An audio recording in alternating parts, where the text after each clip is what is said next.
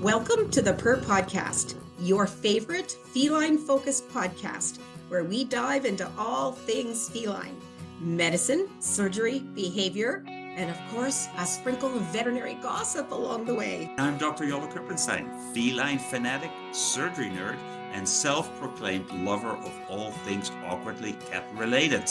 And I'm Dr. Susan Little, proud cat vet, podcast enthusiast, and your guide to the wonderfully weird world of feline medicine. Let's get started. Hi, this is Dr. Susan Little. And Dr. Yola Krippenstein. This is the Purr Podcast with the second episode with Dr. Leslie Lyons. We're talking about genetics. Last week, we talked about the orange color. We did. Now we kind of know, but we don't really, why the orange color is there and how it's being produced. Once orange was found, and we do a silver test now, that means all the major coat colors for cats have been identified. Look at that. Oh, Yep. that took a long time. Hallelujah. So Wow. is there any color that has not been identified? These new things start popping up. So Yeah. these new corn colors, sunshine, golden sunshine and stuff.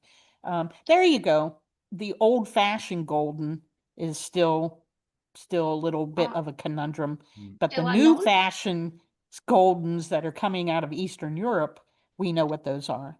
And then these dominant blue eye things, that's maybe part of the WSAVA discussion. But there's always WSAVA. new. What is that? WSAVA, What are you the doing World Small Animal Veterinary Association. So remember, I'm not a veterinarian. I only play one on TV. Yes. Yep. So I'm a geneticist and I'm on the Hereditary Disease Committee. And the Yes. chair of that is Dr. Gerald Bell, who is a veterinarian. And who has been working or teaching about genetics for a very long time. Yep, to the vet Tufts. students. Yep. Yes. Yeah, at Tufts University. WSAVA has its big annual conference in different cities around the world. Yola, how long were you president of WSAVA? It seemed like a generation or two, really. It was long. Yeah, it was for 3 years and a long time ago. Look who's come to visit. Look at that. Harry. Yeah, if you Wow. would be on our YouTube, then you could see a orange cat. Yes, it's hard to see the orange kitty who just made an appearance on Right. podcast. It was very Yes. fast. And there's Oh, a Torty Point sitting right beside him. Right. Yeah. Very Aw. nice. Very nice. Well, so what are you going to do in Rio with WSAVA? What are the topics that you're Yeah, looking well, WSAVA actually has put a challenge out to the cat world. The cat world has something called the World Cat Congress. And it's Yes. the 9 heads of state of the major cat registries throughout the world. Yeah, it's And like the however, G9 yeah, of the but cat world. yeah, but FIFA, yeah, that's right, G9, but FIFA is not a member of it. And they're one of Yeah, the and bigger that's a ones. right? large, Yeah. FIFA's a there's- large organization. I often get to participate at the World Cat Congress and I bring the cat breeders up to date. What's the new genetic mutations that have been found? What's going on? So this time, a couple years ago, it was held in Tasmania, and Jerry and I, Dr. Bell and I went, and we decided as WSAVA, we're Yeah. going to challenge the cat fancy. Okay. And so we put forward a challenge of 4 things. Number 1, for cats, if you start doing mandatory genetic testing of the disease mutations that are found within breeds, and there's only about 35 to 40 of those are at such a low frequency that you could eradicate genetic disease within the cat fancy for these known traits, probably within 5, maybe 10 years, but probably 5 years. Except for like HCM. That's I a was very just gonna high say. frequency in the Maine Coon breed, Yes. right? Yes. And then we also now have a problem with the blindness mutation that was originally found in the Abyssinian. That has become very prevalent in the Oriental short hair breed as well. So there's been some mismanagement, actually, of their breeding program. And I don't think they bred two carriers together, but they overused particular carriers, and that increased the frequency. And so two different genetic laboratories that does genetic testing have estimated 30% of the cats they test are carriers. I remember that. Yeah. Yeah. It's Yeah. shocking. So that was Shocking. our call to arms one. If you did this, Okay. you realize you wouldn't have to do any of these genetic tests, right? Eventually, yeah. Always new things are going to come along, but we find them so quickly now, most of the time, that we can stop them from spreading before they become a big thing within the breed, right? So that was 1 point. 2 point was no more new generations of hybrid cats. So basically, no more new lineages of Asian leopard cats or servals or whatever else you want to use. And that's primarily because of most people that are probably obtaining Asian leopard cats or servals are probably doing it illegally. Yeah. And then it's a welfare issue for these Yeah. cats. These a small huge cats, issue. especially the leopard cat, is not happy. All right. And Yeah. so then, but you'll see the servals on TV. Oh, they're so fun. No, they're not. So just stop this, right? You can have Bengals. Bengals, just no new generations of them. Right. The third thing was, let's think of ways to, and we specifically use this word, retire certain cat breeds. So we know, Wow. so we use retire instead of ban, right? Yeah. So Good- let's good choice. retire them because it's going to be on us. Nobody's going to come along and tell us, you can't have these. We, as cat owners and breeders, are going to make this decision, and as the registries, that we need to retire these cats that we know are not healthy. And that would be the Manx breed Yeah. and also the Scottish. Scottish fold. Yeah. And how can we start doing that in a way that, can we produce straight-eared Scottish folds that still can compete? And so you still have the same body shape of the cat and the lineage and all that, just not And the the head folded ear shape. and not the osteochondrodysplasia. Can we also have long-tailed Manx and same body shape and everything, but just long-tailed Manx? And how can we start to motivate people in that way? So we've had chats, and of course the Scottish fold breeders are, no, these cats don't, you will have some lineages that don't develop osteochondrodysplasia as severely as other lineages. But as soon as you use those cats and spread them around, you're going to change the genetic background, and you're going to lose your predictive value of whether they're going to not have problems with osteochondrodysplasia or not. So the evidence is just way stacked against them. But that doesn't Bad mean, disease. that doesn't mean like dwarf cats and sphinx cats, which we can get to in a little bit here, because I would like your opinions on these. And then number 4 is, how can we start modifying the face of the brachiocephalic breeds to alleviate the problems with breathing and eye problems. And so, cats don't have the same type of BOAS, brachiocephalic airway syndrome, as dogs do, but they still have a syndrome that's It's similar. It's similar, yeah. Yeah. Their nares are too small. Their lacrimal I've seen some guttlers. horribly afflicted young cats that your heart just breaks. Yeah, so how can we all work together to do this? And mainly, really, you got to look at the standards and alter the standards. And out of those 4 things, the biggest controversy, of course, is the brachiocephalic issue. Yeah. Really? Mm-hmm. Yeah.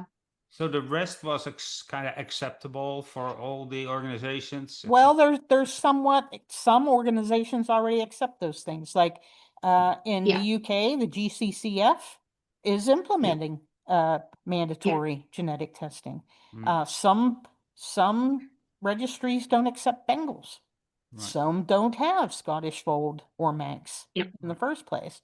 So Yep. out of Or those Bengals 9, or several already qualified for having those things. But the biggest controversy is the brachycephalic presentation. So what's in it for them? What's in it for the G9? Is it being, good citizens in feline health and welfare? Is Well, that you would certainly hope, because it is a You would major hope. welfare problem for these cats, right? But to prevent actual legislation. So this is what's kind of motivated this in the UK, in the Netherlands. They've passed legislation that basically bans the Sphinx and the dwarf cat.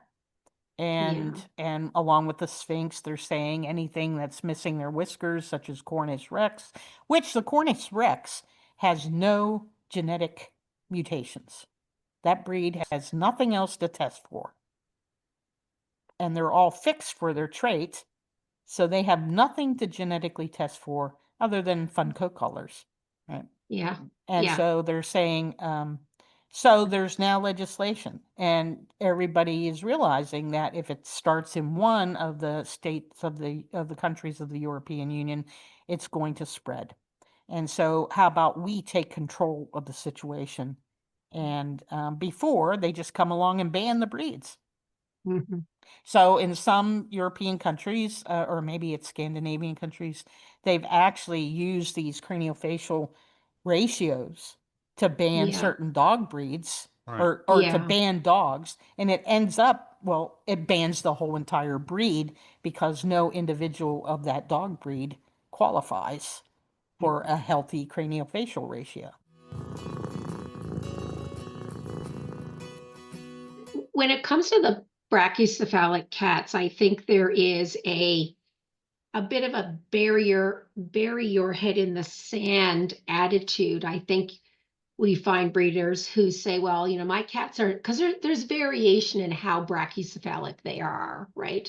And you'll see some breeders, especially of like Persians, right, who will say, oh, mine are not, they're not extreme. They're not extreme. Like mine are okay. Mine breathe okay, right? But if you did CT imaging of their heads, man, they're not right. We just had some cats come through our hospital here in Missouri that did have hydrocephalus because they were so brachycephalic, which is well known in Chihuahuas. When I found this out, I'm like, what? Oh my God, really? And so, and certainly we see all these cats with asymmetric bites and dentition problems. My biggest thing that bothers me is the excessive tearing and the infections that causes, and the ocular disease that causes as well. They get a lot of corneal disease, which any corneal disease is painful, like anything. So we're trying to push that a lot. And we're having a pre-seminar this year for the Rio meeting, because we have 2 other wonderful cat geneticists that have joined on to WSAVA, Yeza and Petra Cerner. Yes, we know Petra. Yep. Petra's been on our podcast. It's great having more young, active veterinarians that actually also are pretty good with their genetics as well. That's very cool. So you said one organization is not part of it. How does that organization responded? Did they respond at all, or?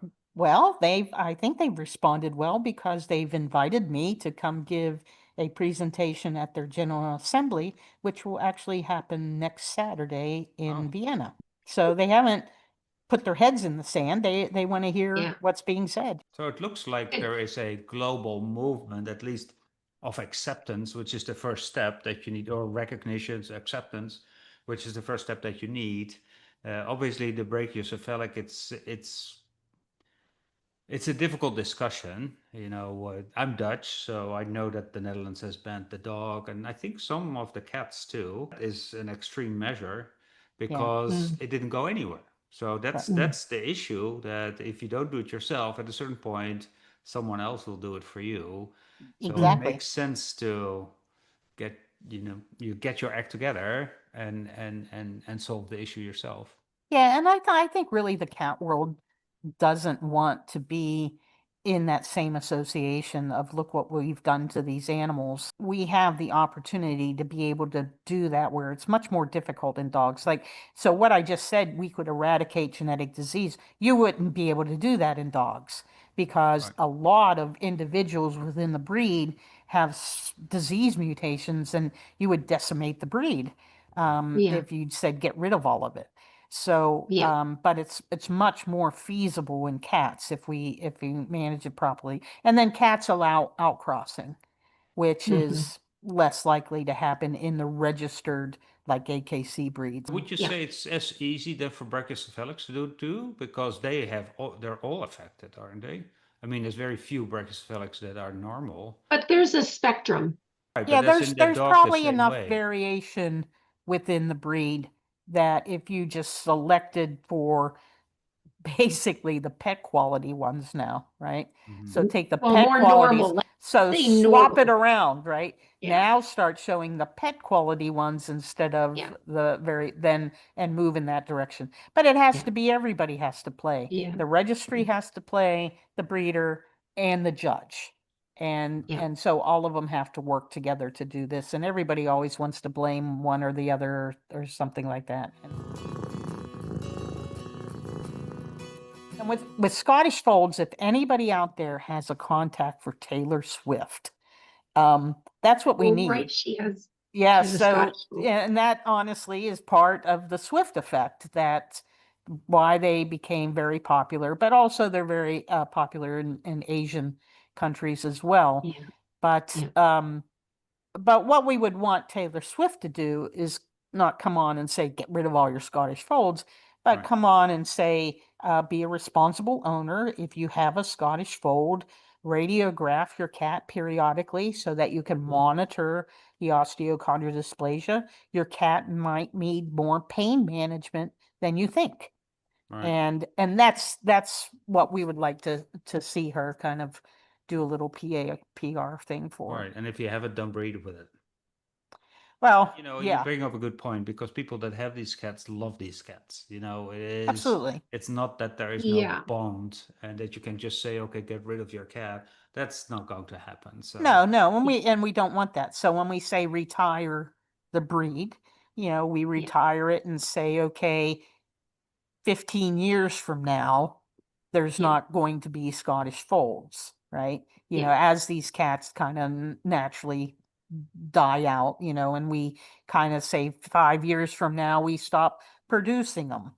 And, so we have to kind of figure out a very manageable Yeah. routine for them and stuff. I did want to ask you guys and Jolie, particularly with you being Dutch, Right. what do you feel about, banning Sphinx? Because so here's the three things. They have no whiskers, so they can't interact with other cats and their environment the same way. They can't self-regulate their body temperature. And then they have terrible dermatitis. Tell me what you think of those, and then I'll tell you what I think of those. I think for me, it's easier to explain for a dwarf than for a sphinx. So sphinx cat, there are some naked dog types that we allow. Of course, there's not a whisker issue, and they have skin diseases too, and we're okay with that. I never had a major issue with the Sphinx personally, and now I know it's not a genetic mutation. I have even less issues with them.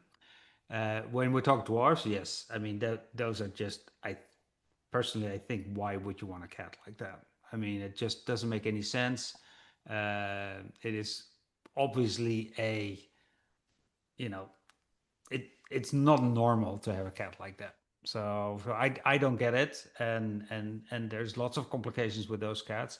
So I will ban them for sure. I think that Okay, is. wait. You said lots of complications. What are those complications? So it's a chondrodystrophic breed. Right. So all the complications that we see with chondrodystrophic breeds, we see in those cats. Such as? Such as joint issues, back issues. They're not even able to walk normally if you look at them. Okay. Well, so the cats don't have the back issues because it's a different gene, right? So the cats don't have the back issues. And look, I aesthetically, to me, I'm not pro dwarf. We did find the mutation for these cats, and I've had one in my house. I know it can jump on the couch, but it can't jump on the counter. I know it can climb my curtains, so, but if we had breeders, be very aware of the angular issues and tried to breed the most straight-legged cats, that's a potential. But one of the things that we're trying to do is, all right, do chondroplastic dogs get more osteoarthritis because of these conditions? What do you think they do? Yeah, they do. They get osteoarthritis more. They get lordosis more that they have shown. They have abnormalities in their rib cage more often. So these are all genetic abnormalities that we see. Yeah. And if it is in extreme form, they have locomotion problems, 100%. So Yeah. so So you're help really me treating find the data in the literature that proves that dogs have more osteoarthritis. I have not been able to find this. And every vet I speak to says they do. But I've like, okay, where is it in the literature? So we have started with the OFA. OFA will do free radiographic reads on any dwarf cats, and we're trying to document whether they have more osteoarthritis. Right. So the idea. point I'm trying to get to is we want to try to use as much scientific-based evidence I agree with that. to say, okay, we don't want dwarf cats because of this, and this, not Yeah. because I think they're ugly, right? And Yeah. or they're just not pleasing to me, right? So so that's one of the things we're trying to do with our lab, that if anybody wants to get a radiograph of their cat, we can send it into the OFA and it'll be professionally read. And then we're trying to build up a database. Do they get osteoarthritis any more so than normal cats do? The difficulty with like deciding which breeds need to retire and which traits we want to reduce is what's the paradigm you're comparing it to, right? So as an example, let's take like munchkins. The munchkin cat's a dwarf. We know they don't get back problems, right? We don't know if they get osteoarthritis any more frequently. The difficulty with deciding that is that the prevalence of osteoarthritis in any cat after a certain age is really high. So yeah, so it'll be hard to tell if I think what you might be able to tell is, do they get an earlier onset? That Yeah. would be the question to ask. I would think, yeah. So we're looking for an Right. earlier onset and a Yeah. more severe onset. I do have to So correct what's you. the They do bar? get back problems. It's not IVD. They get lordotic back problems. Okay. So that's Okay. not normal in a cat. Yeah. They don't get intervertebral disc disease because that's different. Yeah. I just want to point that out. So what's the bar? Like, do they have to be able to function as any normal cat? Let's say munchkins, right? Let's just say they have no osteoarthritis, they have no back problems. Let's, as a thought experiment, right? So they're chondrodysplastic, but they don't have any associated health conditions. However, there's things they can't do that a normal cat can do. So what's the paradigm is or the bar? Are we trying to move to a point where there's no, and I guess I would call it suffering, whether it's from disease or defects in anatomy or whatever it is, right? We want to reduce the suffering. Or is it we want them to be able to do all the things any like normal cat can do? I guess that's kind of falling under what are the 5 different welfare Yes. aspects for cats, and one of them is that they can do normal cat things. Well, Yes. when do you where is that bar for normal, right?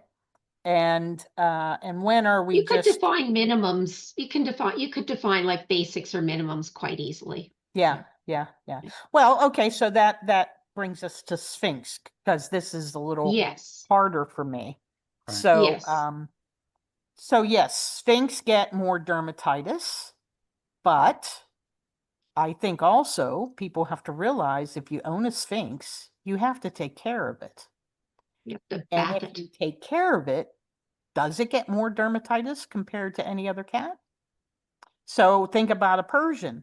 What do people do? They clip them all down to the lion cut because they Yeah. don't want to deal with all that grooming.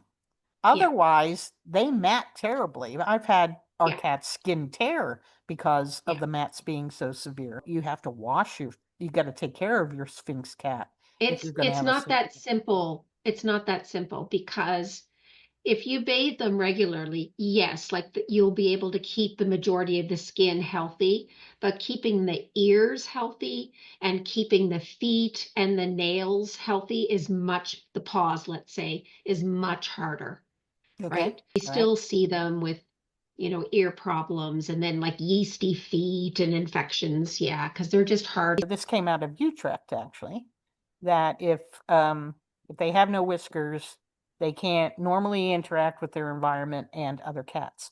So we know that's what cats do. That's what animals do with their whiskers. Mm. If a cat doesn't have so then the leap was made, well, if it doesn't have the whiskers, well, then it can't do these things.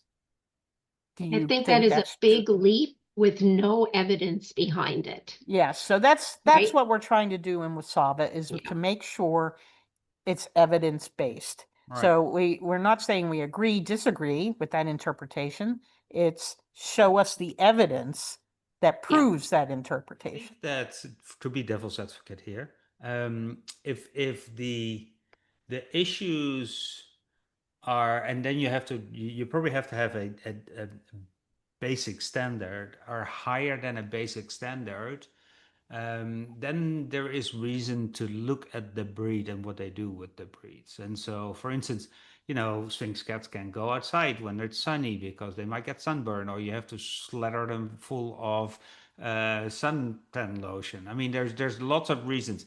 They have more cardiomyopathy than other cats. Maybe not. So they have more skin disease than other cats.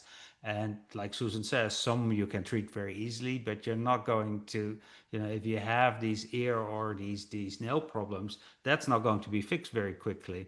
And so for me, it is, on the one hand, we're so against making new breeds like the F2s, but then we allow these breeds that are really not functioning really well or having to do all these different things with.